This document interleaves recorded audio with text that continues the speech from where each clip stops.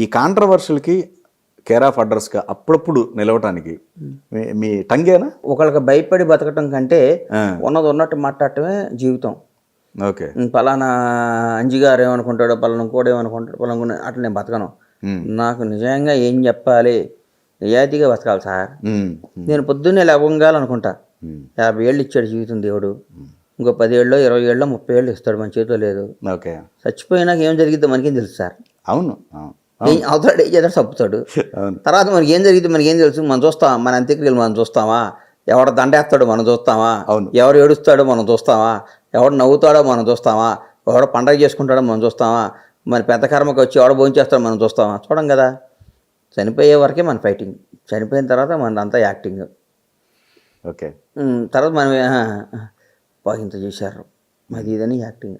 చనిపోయేదాకా ఇప్పుడు చనిపోయే వరకు పట్టించుకొని తల్లిదండ్రులని చనిపోగా దినం చేసి గుండు కొట్టించుకొని, మా అమ్మ చాలా మంచిదండి, మా నాన్న చాలా కష్టపడ్డాడండి, పలకరీయటానికి రాగానే వాళ్ళ అన్యాయంగా ఇవన్నీ ఎందుకు? బతికొండంగా వాళ్ళ బడ్డీగా అడిగావా? కరెక్ట్. వాళ్ళకి అన్నం పెట్టావా? వాళ్ళని చూసావా? వాళ్ళు చేపట్టుకొని నడిపించావా? వాళ్ళని హాస్పిటల్ తీసుకెళ్ళావా? వాళ్ళని ఎక్కువ కాలం ఎట్ట బతకాలం చూసావా? అది కాకుండా చనిపోగానే భోజనాలు నాన్ వెజిటేరియన్ బాగుందా, చికెన్ బాగుందా, మటన్ బాగుందా? చాలా కష్టపడి పెంచింది. ఇవన్నీ చచ్చిపోయినాక ఎందుకండి ఈ డైలాగులు? చనిపోక ముందు మనం ఏంటి అనేది మనకి కావాలి. ఈరోజు మా నాన్న సంవత్సరికం, మా అమ్మ సంవత్సరికం ఇవన్నీ తీసేయండి. చచ్చిపోకుండా వాళ్ళని ఎన్ని రోజులు బతికగలుగుతాం, ఎంత హ్యాపీగా ఉంచుతాం, ఎంత బాగా చూస్తాం అనేది ముఖ్యం. సరే. అట్లాగే మనం కూడా కాంట్రవర్సీ కూడా కడుపులో నేను పెట్టుకొని, మీ మీద కోపం ఉందనుకోండి, నేను దాచుకోలేను. మీరు ఎవరైనా కానివ్వండి, ఏదో ఇంకా కక్కేస్తాను నేను. ఎందుకు భయపడాలి? ఏం చేస్తే జైల్లో పెడతారు, పెట్టండి. కొట్టిస్తారో కొట్టియండి. అంతకంటే ముందుకెళ్ళి మర్డర్ చేపిస్తారు, చేపియండి. ఓకే. ఏం తెగిడిచినాడికి ఏముంది సార్? గోవిందుడు అందరు వాడే. కృష్ణవంశీ గారికి మీకు మధ్య ఎందుకు మీరు అంత మాట అనాల్సి వచ్చింది ఆయన్ని? ఆయన నేనేమన్నాను? నేనేమనలేదే. నేనేమనలా.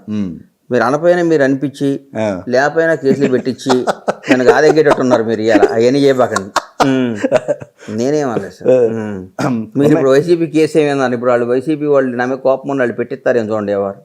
నేను ఎవరిని ఏమన్నా సార్, నేను చాలా సెల్ఫిష్ని. నేను ఎంత సెల్ఫిష్ అని చెప్పమంటారా? నేను ఎవరితో సినిమా తీస్తే ఆడే నెంబర్ 1గా ఉంటానుకుంటా. నేను డైరెక్టర్ దగ్గరికి వెళ్తే ఆ డైరెక్టర్ నెంబర్ 1 ఉండాలి, ఎవరు ఉండకూడదు అనుకుంటా. నేను సినిమా తీస్తే నాదే ఇండస్ట్రీ హిట్ కావాలనుకుంటా. నా సినిమానే బ్లాక్ బస్టర్ కావాలనుకుంటా. నా హీరో దేవుడు అనుకుంటా. నా హీరోకి కథ వాళ్ళందరూ నా హీరో ముందు దేనికి పనికిరా అనుకుంటా. నేను అంత సెల్ఫిష్ని. నా ప్రోడక్టే నెంబర్ 1 ఉండాలనుకుంటా. నన్నే జనం చూడాలనుకుంటా. అవును, ఆయన మేకింగ్ ఏనండి, నా సినిమానే బాగుండాలనుకుంటా. అట్లాగే ఆ ప్రయత్నంలో సినిమా బాగా కోసం డైరెక్టర్లతో, హీరోలతో, కెమెరామెన్లతో, వాళ్ళతో కీసులాడతాను. ఎందుకంటే నా ముఖ్యం ఏంటి? నా గోల్ ఏంటి? Block buster. నా గోల్ ఏంటి? నాకు పేరు రావాలి. నేను సెల్ఫిష్ని. పరమేశ్వర ప్రొడక్షన్ నిలబడాలి. నేను పెద్ద హిట్ కొట్టాలి. జనమందరూ నన్ను మెచ్చుకోవాలి. జనందరూ నన్ను పొగడాలి. అబ్బా అబ్బా అనాలి. అంటే నాకు సెల్ఫిష్నెస్. అంతేగాని దీంట్లో వాళ్ళ మీద కక్ష కట్టి వాళ్ళని తిట్టడం మా పిల్లల్ని కూడా రోజు అంట, అర్జెంట్రా ఇజ్జెంట్రా, ఇదిరా అటగా ఇటుగా అంట. వాళ్ళు ఏం కావాలంటే అట్లా కాదు నా ఉద్దేశం. ఇప్పుడు ఆయన ఆ డైరెక్టర్గా మీకు ఇప్పుడు తెలిసిన ఆయన కాదు, ఎప్పటి నుంచో పూరి గారు వాళ్ళకి సంబంధించిన ఆ బ్యాచ్లో అప్పటి నుంచి తెలిసిన ఆయన. 100 సార్లు కోపం వచ్చి 100 మాటలు అంటాం. దాన్ని ఎందుకన్నా అంటే దాన్ని గుర్తు చేసుకోవడానికి ఇంకో అబద్ధం ఆడాలి. నేను ఇప్పుడు మీకు మళ్ళీ ఇంకో అబద్ధం ఆడాలి. ఓకే. నాకు ఎవడి మీద కోపం లేదు. కోపం వస్తే ఆగను. ప్రొఫెషనల్గా ఆయన ఎక్కడ కూడా ఏ విషయంలో కూడా ఇది అంటే తప్పు జరగలేదు అనేది ఆయన పాయింట్ ఆఫ్ వ్యూలో ఉంది. మరి ఇంకా అప్పుడు మీకు ఎక్కడ క్వశ్చన్ మార్క్ వచ్చింది? బయట ఉందనుకుంటారు, పవన్ కళ్యాణ్కి గణేష్కి పడదు. పవన్ కళ్యాణ్ పవన్ కళ్యాణ్కి గణేష్ పడిపోతే నా ఇంట్లో పవన్ కళ్యాణ్ ఫోటో తీసి బ్యాక్ పెట్టేవాడిగా ఉంది. ఆ ఫోటో మీద కూడా ఫ్యాన్స్ ట్రోల్ చేసిన సందర్భం తీసేసిన అనేది ఒకటి గుర్తుపెట్టుకోండి సార్. ఫ్యాన్స్ అందరికీ మీ ద్వారా ఒకటి చెప్తున్నా, చెప్పండి. ఫ్యాన్స్కి, రాజకీయ కార్యకర్తలకి, రాజకీయ పార్టీ కార్యకర్తలకి, నాయకులకి గారు, ఓకే, దయచేసి మీకు చేతులెత్తి దండం పెడుతున్నా, దేన్ని శృతి మించుకొచ్చుకోపాకండి. మిమ్మల్ని నమ్ముకున్న ఫస్ట్ మీ అమ్మా నాన్నకి, మీ భార్య పిల్లలకి బైండ్ అవ్వండి. ఒక సినిమా పేరుతో, ఒక అభిమానం పేరుతో ఎక్స్ట్రీమ్ అయిందనుకోండి, ఏదైనా ఎక్కువ స్వీట్ తింటే షుగర్ వస్తుంది, ఎక్కువ కారం తింటే కడుపులో పుళ్ళు పడతాయి. ఎక్కువ కారం తింటే కడుపులో ఎక్కువ కూడా అభిమానించాం అనుకోండి మనకు ఉపయోగం లేదు. మన ఊరికి పుట్టి ఒకడు అభిమానిలా చచ్చిపోకూడదు. మన అభిమానులు చాలా మంది ఉన్నారు అని చచ్చిపోవాలి మనం. మనం ఒక పలానా బండ్ల గణేష్ అభిమాని కాబట్టి చచ్చిపోబాకండి. 10 మంది అభిమానులు చేసుకుని చచ్చిపోండి. అభిమానికి ఎందుకు ఉండాలి సార్? కార్యకర్తకి ఎందుకు ఉండాలి? ఓళ్ళలో కొట్టుకుంటారు, తల్లాల బొగలు కొట్టుకుంటారు, కత్తులతో పడుచుకుంటారు. ఇక్కడ రాజకీయ నాయకులు సాయంత్రం పార్టీల్లో పెళ్ళిళ్ళలో కలుసుకొని ముందు ఆగి పార్టీలు చేసుకుంటారు. ఓకే, వాస్తవం అది. ఒకప్పుడు రాజ్యాలు ఉన్నప్పుడు కూడా ఏ రాజు అన్న చచ్చిపోయాడా? ఓకే, రాజ్యాధికారాల కోసం కొట్టుకున్నారు రాజుల చరిత్ర చదువుకున్నాం. రాజులు చచ్చిపోయారా? అవును. రాజకీయాల్లో కూడా కార్యకర్తలు చచ్చిపోతారు. అక్కడ బస్సు తగలబెట్టారు. వీళ్ళు ఏం స్టేట్మెంట్లు ఇస్తారు, మా కార్యకర్తలను మీరు ఇట్లా అంటున్నారు, మేము అధికారుల కోసం వదిలిపెట్టామంటే చచ్చిపోయినాన్ని తీసుకొస్తావా? అవును, చచ్చిపోయినాన్ని తీసుకురాలి. ఆ భార్య అనాథ, ఆ పిల్ల అనాథలో, ఆ పిల్లలకు తండ్రిని తేలేవుగా, అవును, ఆ భార్యకి భర్తను తేలేవుగా. ఎందుకు? వాళ్ళు జెండా మోసిన పాపానికి. ఓకే, జెండా మోసిన పాపానికి వాడు ప్రాణాలు పోతున్నాయి. ఇప్పుడు అభిమానులు మా హీరో సినిమా వస్తుంది, మా అభిమాని సినిమా వస్తుందని చొక్కాలు చింపుకొని డబ్బులు ఆగం చేసుకొని ఆ 1000 రూపాయల లైఫ్ ఇన్సూరెన్సో ప్రావిడెంట్ ఫండ్లోనో వేసుకుంటే చూడండి సినిమా. ఒకరోజు లేట్గా చూడండి. ఓకే, అభిమానించండి హీరోని, ఎంతమందికి అంత అభిమానించండి. సినిమా చూడటానికి అభిమానించండి, డబ్బు ఖర్చు పెట్టబాకండి. Okay, okay. ప్రపంచంలో అన్నిటికంటే విలువ కలదు డబ్బు సార్. రైట్. డబ్బు లేకపోతే మనం దేనికి పనికొస్తాం సార్ పాపం. ఇవాళ మీకు చెప్తున్నా, ఓకే, నేను ఎవరికి చెప్పలా. గుంటూరులో శోభనని మా అభిమాని ఉన్నాడు, మా హీరో గారి అభిమాని. ఆయనకు 2 ఆడపిల్లలు 2 మగపిల్లలు. ప్రియతమైన అభిమాని. ఆయనకి ప్రమాదంలోనూ అభిమానిగా ఉండి స్ట్రోక్ వచ్చింది. భార్య పని చేసుకుంటుంది, మిషన్ కొట్టుకుంటుంది, పిల్లలు పని చేసుకుంటున్నారు, తినడానికి కూడా ఇబ్బంది పడుతుంటాడు. నేను ఎవ్రీ మంత్ 5,000 పంపిస్తా. ఓకే. ఆయన ఒక పార్టీ ఒక మనిషికి అభిమానిగా గుడ్డలు చింపుకొని బతుకుతాడు. ఇప్పుడు వాళ్ళ హీరోల్ని రాజకీయ నాయకులు తప్పబట్టకూడదు. ఒకళ్ళని ఆదుకుంటే ఎంతమందిని ఆదుకోవాలి వాళ్ళు? ఒక అభిమాని ఆదుకుంటే ఎంతమంది అభిమానులు ఉంటారు? కొన్ని కోట్ల మంది అభిమానులు ఆదుకోవాలి కదా సార్ వాళ్ళు కూడా. అవును, అవును. ఎంతమంది ఆదుకుంటారు? వాళ్ళు మనుషులే కదా. చరిత్ర గొప్ప సార్. ఏ రాజు అయినా వాళ్ళ కొడుకు పట్టాభిషేకం చేస్తాడు.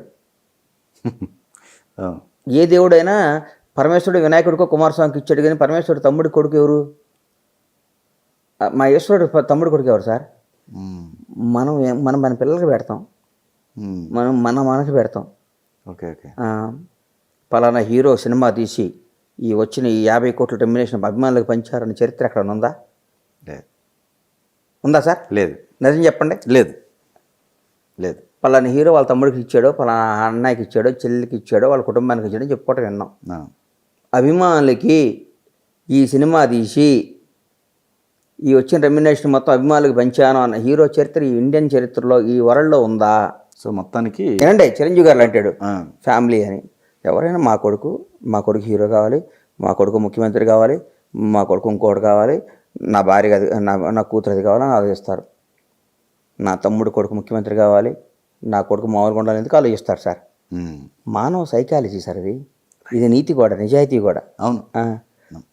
ఇప్పుడు బ్రిటిష్ రాజా గారు చచ్చిపోతే మహారాణి చచ్చిపోయింది కదా, కొడుకు పట్టాభిషేకం చేశారు, ఇంకొకటికి ఎందుకు పట్టాభిషేకం చేయాలా? సో ఇందు మూలంగా కార్యకర్తలు అభిమానులు ఎవరైనా శృతి మించుకోబాకండి, మీ జీవితాలు ఆగం చేసుకోబాకండి.